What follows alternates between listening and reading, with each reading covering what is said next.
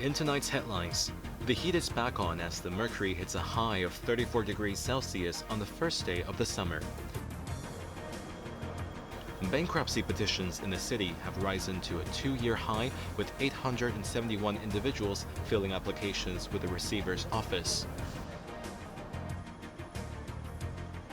And a malfunction in the backup system was the root cause of a 50-minute power disruption at Kwong Wah Hospital 2 days ago.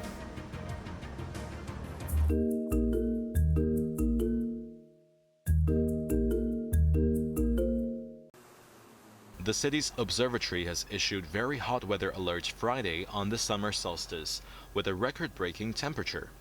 Under the influence of a subtropical ridge, the weather is generally sunny and very hot over the coast of Guangdong province.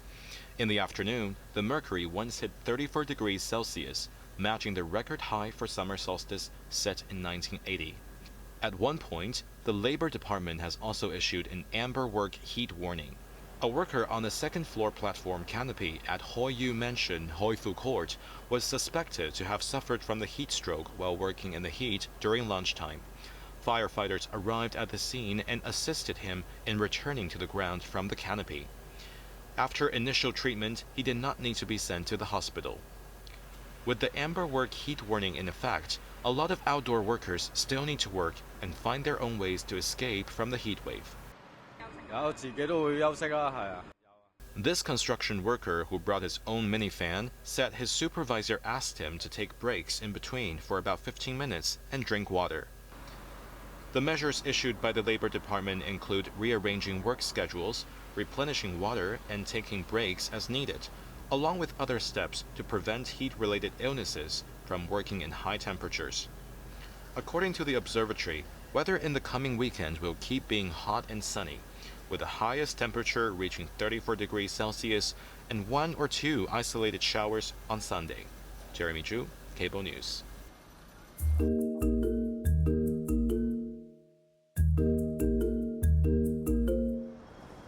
Amid a slow economic recovery, the number of bankruptcy petitions in the city had risen to the highest level in 2 years.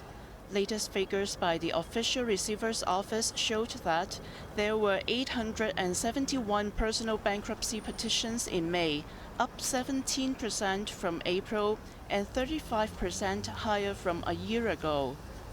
The May figure marks the highest number since April 2022.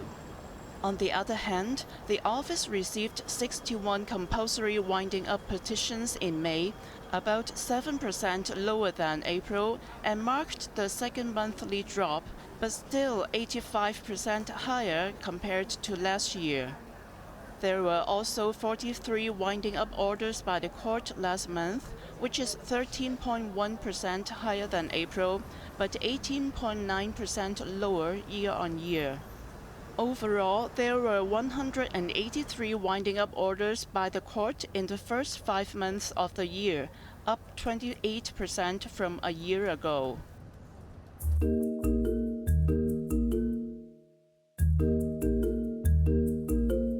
All services at Kwong Wah Hospital are gradually resuming after its temporary power failure on Wednesday evening. The affected public medical facility in Yau Ma Tei, which opened in April last year, experienced a 15-minute power disruption at around 7 p.m., forcing doctors to reschedule 23 operations. In a statement, the hospital said 23 elective surgeries scheduled on Thursday were postponed, and 2 other elective surgeries were moved to other operating rooms during the disruption, but all affected surgeries will be gradually resumed. While the main power supply is stable at the moment, 8 operating theaters are temporarily closed for precaution measures. It was known that there was a malfunction of control components in the uninterrupted power supply system, which is the third-tier backup power supply source. The malfunction then affected the operations of the third-tier backup power supply system in the operating theaters. The hospital has immediately replaced the faulty parts in the system, and the Electrical and Mechanical Services Department will be conducting checkups on its electricity supply system. The hospital was running on backup electricity supply yesterday, and 1 ongoing surgery was shifted to another operating room. Janice Yu, Cable News.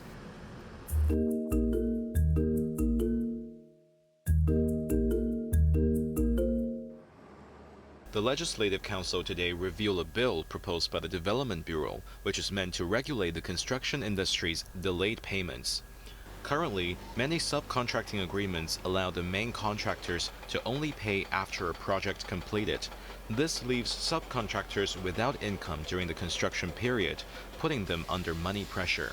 The proposed security of payment bill would allow lower-tier subcontractors to make claims and even stop the work if they believe the upper tier has not paid according to the contract.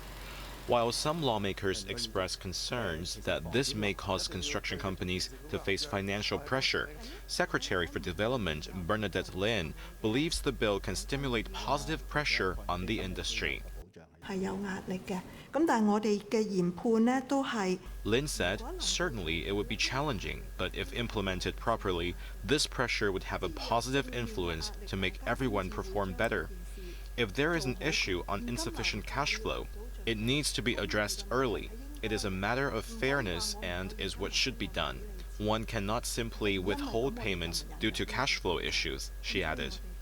The legislation will initially only regulate construction contracts with a total value of over $5 million, or service or supply contracts over $500,000. However, building maintenance works involving building owners or incorporated owners will be exempted and will not subject to the regulation. Jeremy Zhu, Cable News.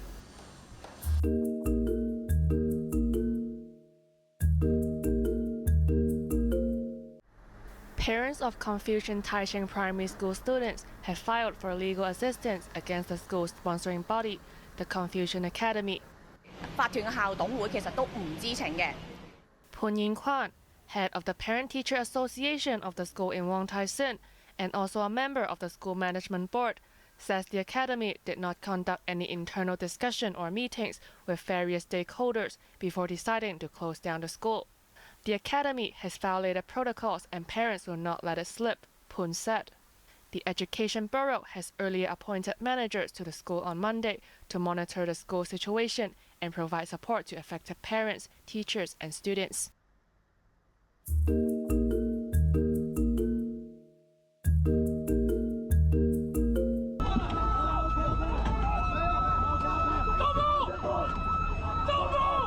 After the latest skirmish between the Chinese Coast Guard and the Philippine Navy in the South China Sea, the U.S. Ambassador to China, Nicholas Burns, said Washington and Beijing are in close contact to avoid any confrontation over contested areas in the region.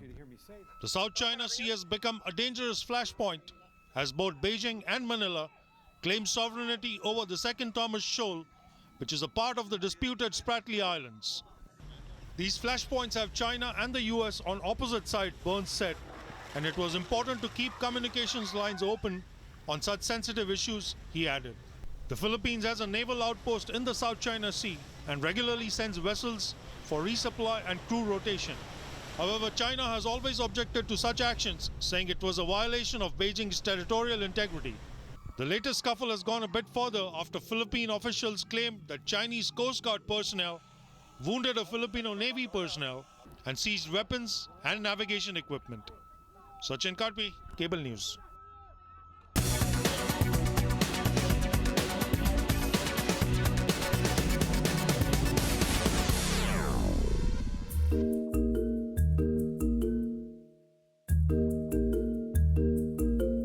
The United States Treasury Department once again added Japan to its monitoring list for forex practices.